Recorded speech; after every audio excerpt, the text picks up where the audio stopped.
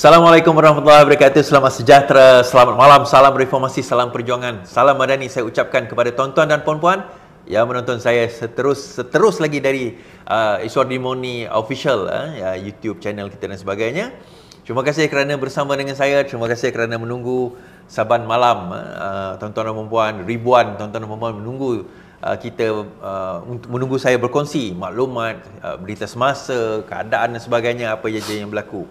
Jadi hari ini insya-Allah saya bersama dengan Datuk Seri Supardi, Chairman atau pengurusi kepada Malaysian Rubber Council atau Majlis Getah Malaysia. Selamat datang Datuk. Terima kasih. Sama-sama di. Dan hari ini kita nak tengok apa itu Majlis Getah Malaysia atau Malaysian Rubber Council, dan yang paling utamanya, menariknya tuan-tuan, bagaimana harga getah ni boleh meningkat 100% lah kita kata. Daripada mula kita take over dahulu, kerajaan kita RM2, tiba-tiba sekarang jadi RM4 lebih. Bagaimana dia berlaku? Adakah itu harga pasaran? Kenapa tak naik selama ini? Ini banyak persoalan yang kita nak tanyakan, Datuk. Kemudian seterusnya kita akan pergi kepada politik di Kelantan, menariknya. Dan Datuk juga merupakan apa orang kata pengurusi ataupun ialah kira pengurusi Majlis Pimpinan Negeri Kelantan, MPN Negeri Kelantan.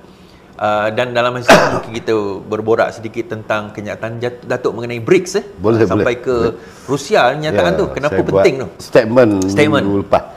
Baik. Sebelum kita pergi ke situ Datuk, kita apa khabar Datuk? Sihat? Alhamdulillah. Alhamdulillah. Keadaan semua stable sekarang ni, negara pun dah mula stable. Alhamdulillah. Alhamdulillah. Bersyukur.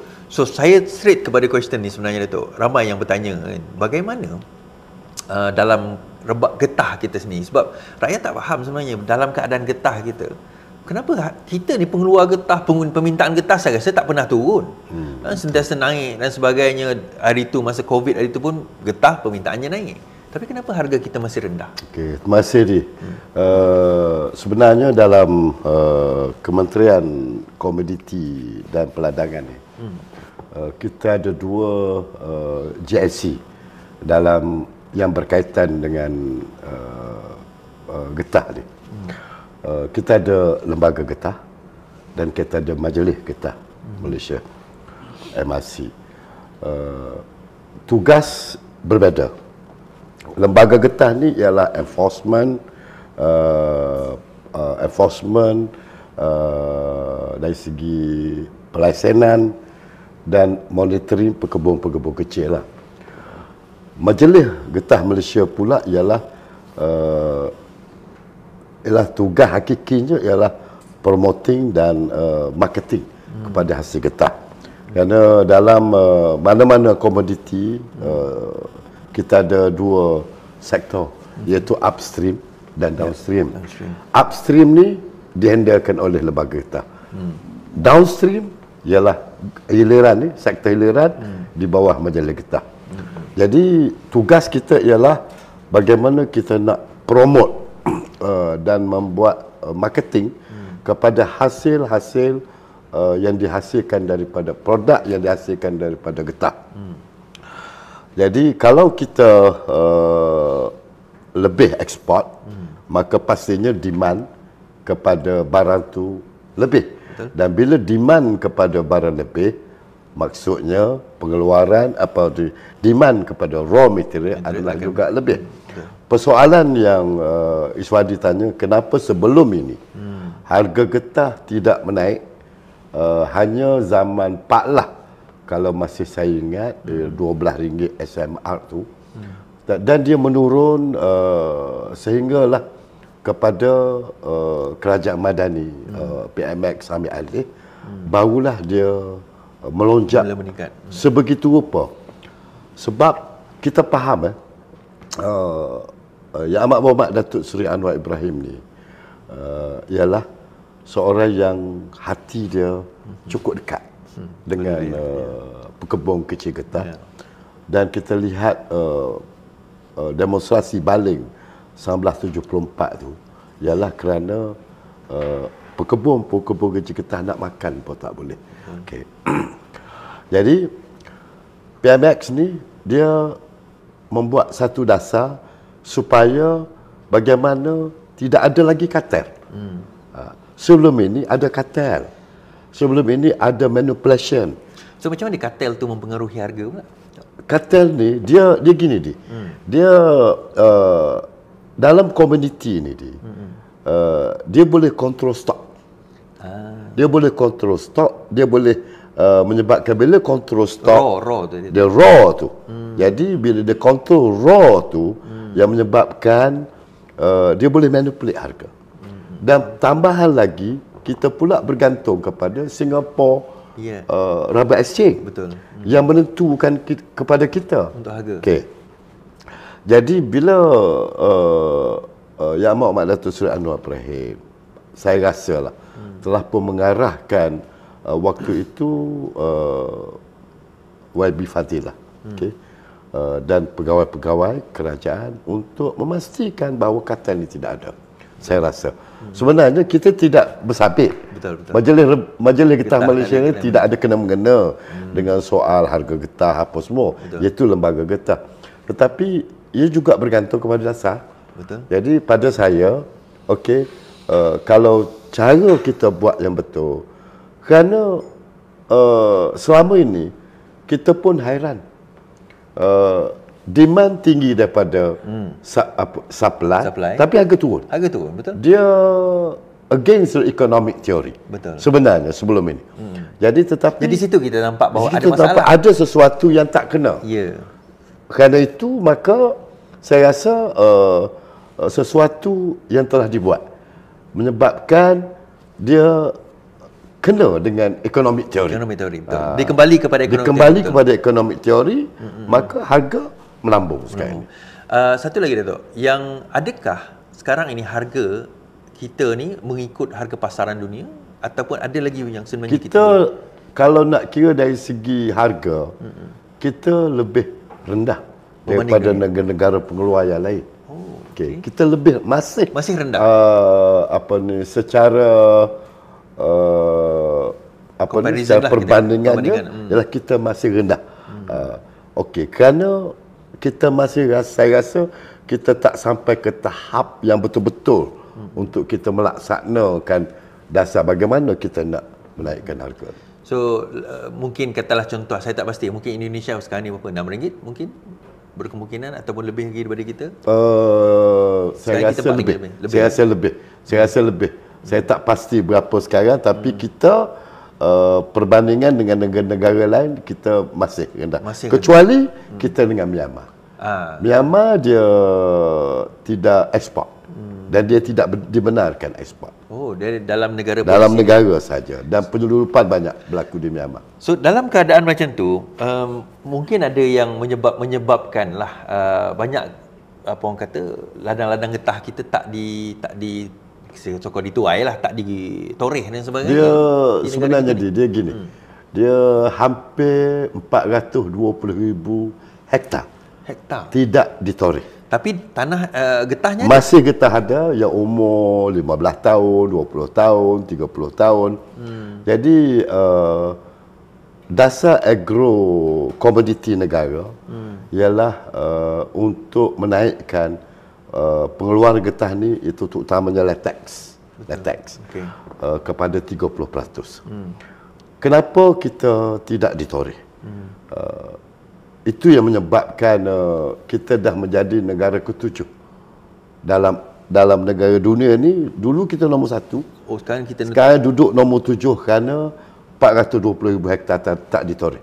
Kita dah kurang pengeluaran kita. 420,000 hektar tak ditoreh ni ada beberapa faktor. Pertama, masa itu harga yang rendah. Orang tidak berminat untuk pergi menoreh kerana pekebun-pekebun kecil ada option lain. Kalau dia pergi kerja keluar pukul 6 sampai pukul 12, dia dapat katakanlah RM50. Menggunakan masa yang sama daripada 6 pagi ke 12 tengah hari, dia dapat RM100. Dia biarkan. Sebab tu kita tengok kebun-kebun getah kita sebelum ini dinaiki hutan, semak samun. Jadi sekarang ni bila harga dah naik mula. Tapi walau bagaimanapun orang tak berminat. Anak-anak muda dah tak berminat untuk menoreh. Dan kita tidak cukup buruh Sebelum ini kita gunakan boroh siam. Sekarang ni kita tak ada boroh. Saya rasa kerajaan baru meluluskan, Kementerian Dalam Negeri baru meluluskan untuk sektor-sektor peladangan ni, terutama getah, boroh-boroh untuk datang balik. Okay. Jadi kita mesti mencari jalan. Yalah. Tapi ada satu lagi masalah, Datuk. Ada yang kata 15 tahun ke atas pokok, 20 tahun ke atas dah dia sebenarnya yield dia tak berapa dah. Betul. Yield dia tak berapa bagus. Tetapi saya ada nak kongsi lah dengan Iswadi dan kita telah pun berbincang dengan lembaga getah bahawa kita telah ketemu satu teknologi yang baru yang boleh menghasilkan latex yang dengan kualiti yang baik dan prosesnya lebih mudah. Tidak perlu lagi guna pisau toreh. Yang toreh. Kita gunakan teknologi punch.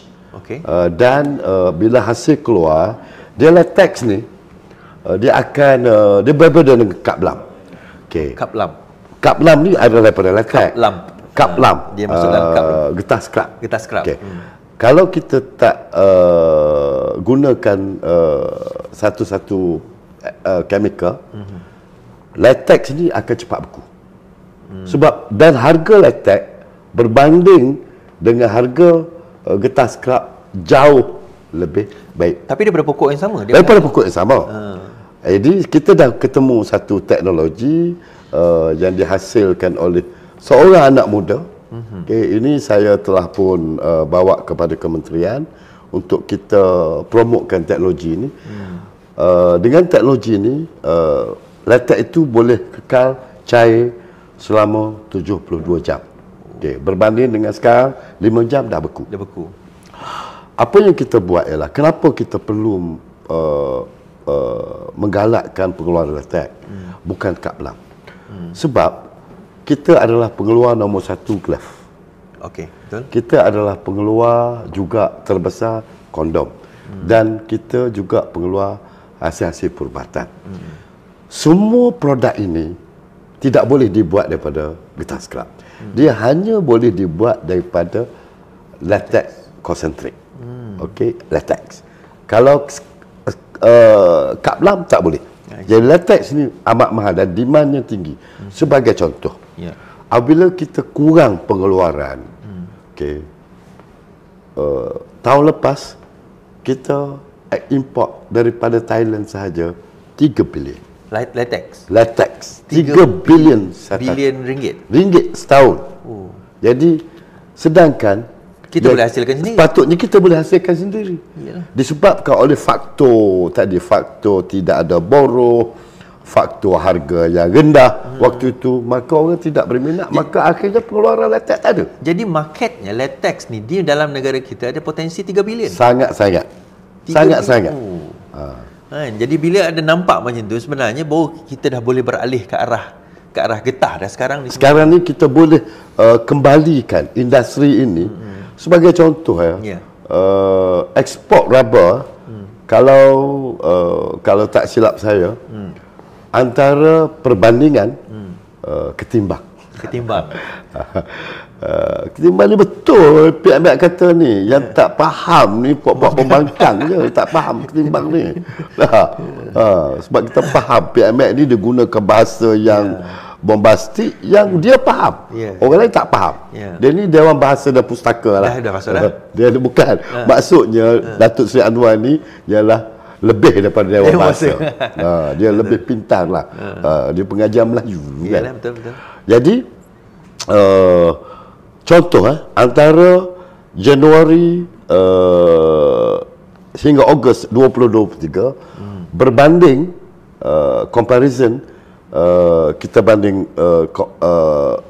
period tu antara Januari hingga Ogos 2024 peningkatan ekspor rubber ke dunia luar 21%. 21% peningkatan. Daripada Malaysia ke luar negara. Jadi bila kita tengok, saya yakin bila masyarakat dunia lebih alert kepada kesihatan, dia perlu kepada getah asli, contoh untuk glove, barang-barang perubatan ni. Jadi pastinya masa depan getah itu lebih baik. Lebih baik. Ya. Produk getah lebih baik.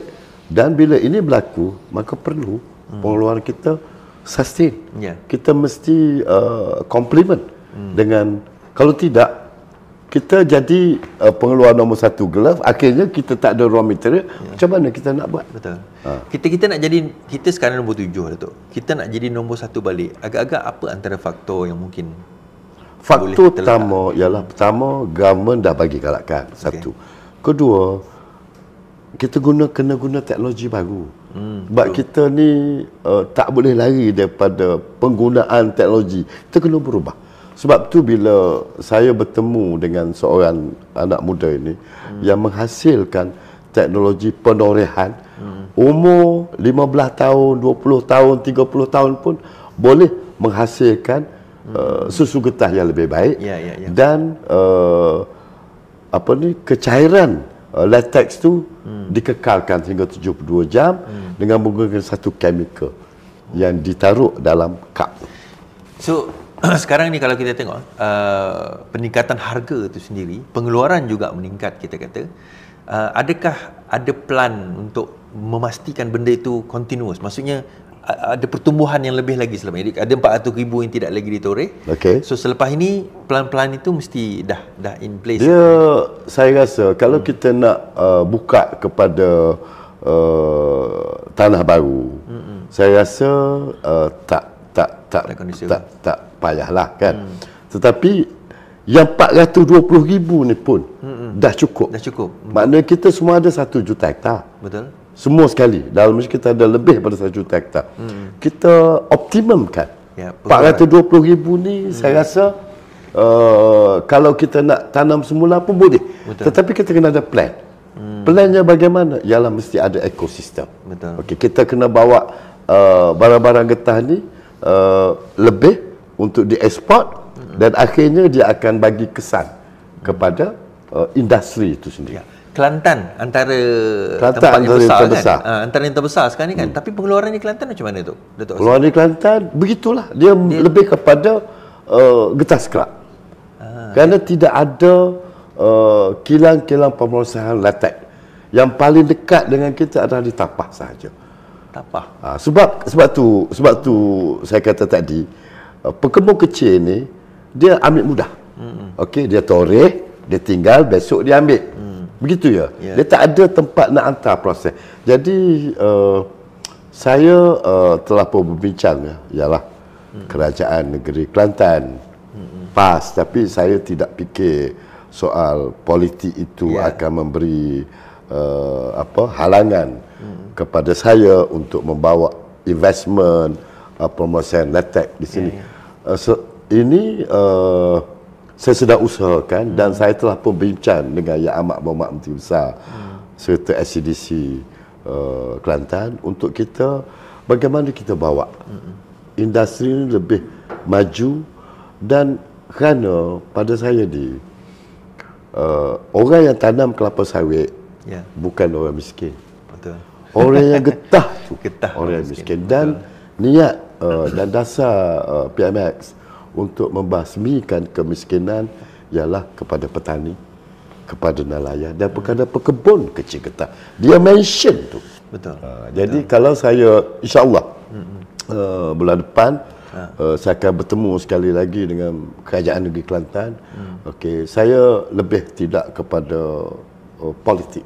Saya lebih ke arah soal politik tu soal kedua. Cerita pilihan raya nantilah. Soal pilihan raya lah. Ialah kita sebagai ahli parti, of course lah kita bergerak untuk menang Kelantan.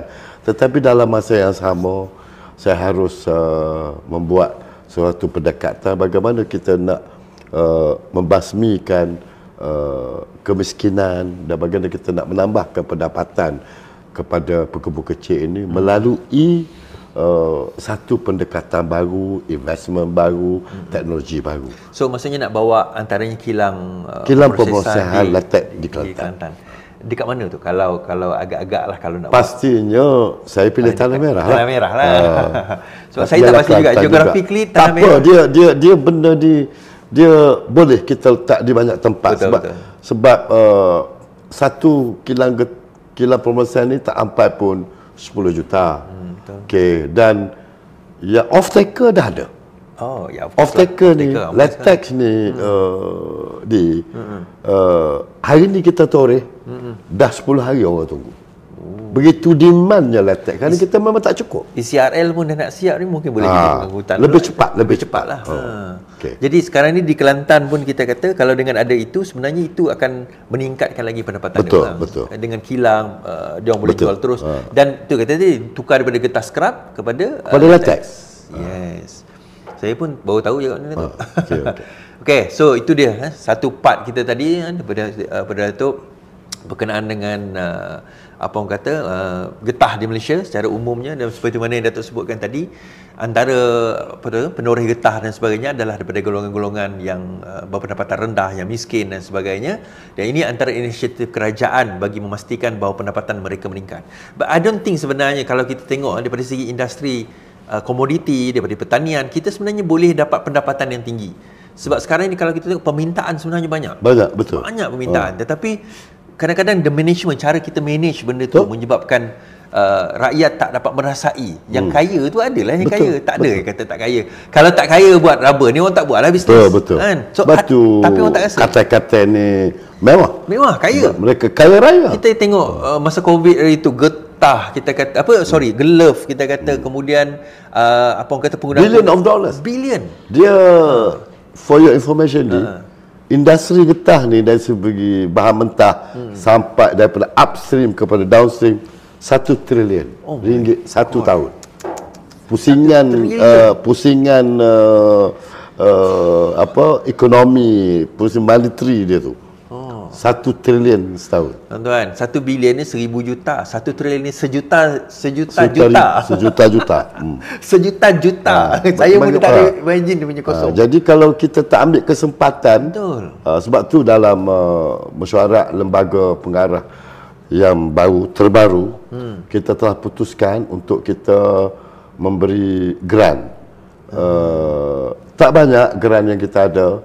Bagaimana kita nak membangunkan SME dalam industri. So grant tu daripada MRC, daripada industri player. Sebab engagement MRC ni ialah banyaknya kepada industri player. Dan industri player ni saya meyakinkan kepada ahli lembaga supaya meyakinkan kepada, kerana ahli lembaga ni kebanyakannya terdiri daripada industri player. Supaya meyakinkan kepada pihak-pihak industri player ni untuk memberi seperti bantuan. Kerana industri player ni dia di atas. Jadi dia kena support. Dan SME ni kena support. Jadi SME inilah yang akan contoh top glove. Contoh top glove. Dia bukan nak buat semua. Dia mungkin akan bagi sub kepada SME ni. So dia kena develop. Kalau kita nak menjadikan industri getah ni 100 atau 200 tahun akan datang, kerana pokok getah ni adalah satu pokok anugerah Allah Subhanahu Wa Taala yang tidak ada pokok-pokok lain yang menghasilkan getah ni. Yang lain tu getah racun, kan. Tapi hanya pokok getah saja yang boleh menghasilkan produk-produk ni, hasil daripada getah. Jadi untuk kita kelangsungan ni, kita perlu ada ekosistem daripada industri player di atas, bantuan kerajaan dan terus kepada SME. Dia akan berkembang. Betul. Jadi kelangsungan lah. Jadi situlah bukan setakat mereka dapat pendapatan laba yang besar, tetapi dia akan trickle down kepada SME. Itu kita telah putuskan dalam mesyuarat lembaga. So SME ni dapatkan nanti kena pergilah SME bank.